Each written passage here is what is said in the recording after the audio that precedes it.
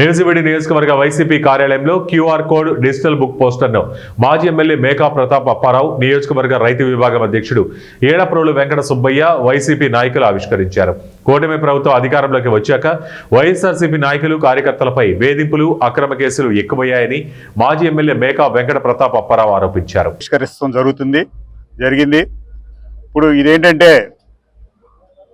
ప్రతి గ్రామంలో వైఎస్ఆర్సీపీ కార్యకర్తలకి ఈ కూటమి నాయకులు తప్పుడు కేసులు పెట్టడం, వేధించటం ఈ విపరీతంగా ఎక్కువైపోయినాయి. వాటిని దృష్టిలో పెట్టుకుని జగన్మోహన్ రెడ్డి గారు ఈ క్యూఆర్ కోడ్ డిజిటల్ బుక్ విడుదల చేశారు. ఇప్పుడు ప్రతి కార్యకర్త, అన్యాయానికి గురైన ప్రతి వైఎస్ఆర్ కార్యకర్త ఈ క్యూఆర్ కోడ్ స్కాన్ చేసి వాళ్ళ ఫోన్ ద్వారా స్కాన్ చేయగానే వాళ్ళ ఫోన్ నెంబర్ అడుగుద్ది. ఆ ఫోన్ నెంబర్కి ఓటీపీ వచ్చుద్ది.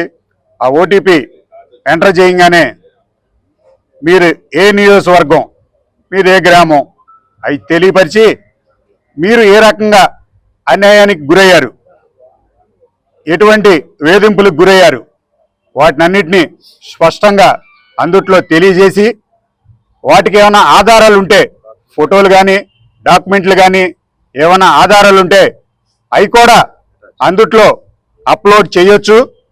అప్లోడ్ చేస్తే అవి జగన్మోహన్ రెడ్డి గారు అది అందుట్లో అన్ని ఫీడ్ అయి ఉంటాయి.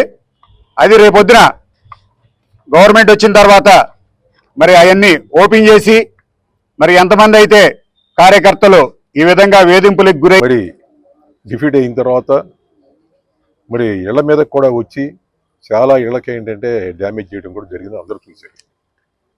అందరూ చూశారు. రోడ్ల మీద కూడా కొడతం జరిగింది. వాళ్ళందరికీ కూడా ఇళ్ళు డ్యామేజ్ అయిన వాళ్ళందరికీ కూడా తగు విధంగానే జగన్మోహన్ రెడ్డి గారు వాళ్ళ సహాయ సహకారాలు అందిస్తాం జరిగింది. ఇమీడియట్గా జరిగింది. ఒకళ్ళకే కొంత 50,000 చొప్పున, అది మీలో ఎవరికీ తెలియపోవచ్చు, అందరికి ఇవ్వడం జరిగింది.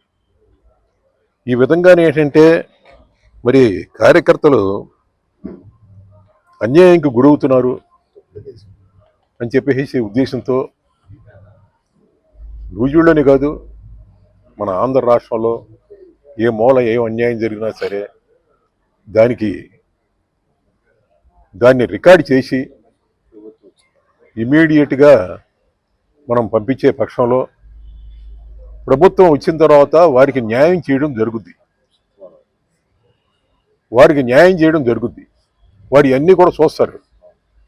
చూసి చిన్న కేసు కాడి నుంచి పెద్ద కేసు దాకా, మేజర్ కేసు దాకా అన్ని కేసులు కూడా చూసి అందులో తప్పుడు పోలీస్ కేసులు కానీ, భూ కబ్జా కానీ, లంచం కానీ, అదేవిధంగా అవినీతి కానీ, మోసం చేయటం, ఒకడికి దోపిడీ చేయటం, అదేవిధంగా వేధింపులు, వివక్ష, ఈ విధంగానే ఏంటంటే జరుగుతూ ఉన్నాయి. మరి మీరు చూడండి, ఇవన్నీ కూడా కాగితాలు కూడా వచ్చినాయి. ఇదేంటంటే దీన్ని దీన్ని పెడతాం వల్ల ఏమవుతుందంటే వాడికి ఒక ధైర్యం వస్తుంది. ఇదిగో రేపు పొద్దున మన గవర్నమెంట్ వచ్చిన తర్వాత మనకి న్యాయం జరుగుతుంది. ఇక నాకు తెలిసిన కేసులో ఒక కేసు ఉంది. నేను దానికి వాళ్ళకి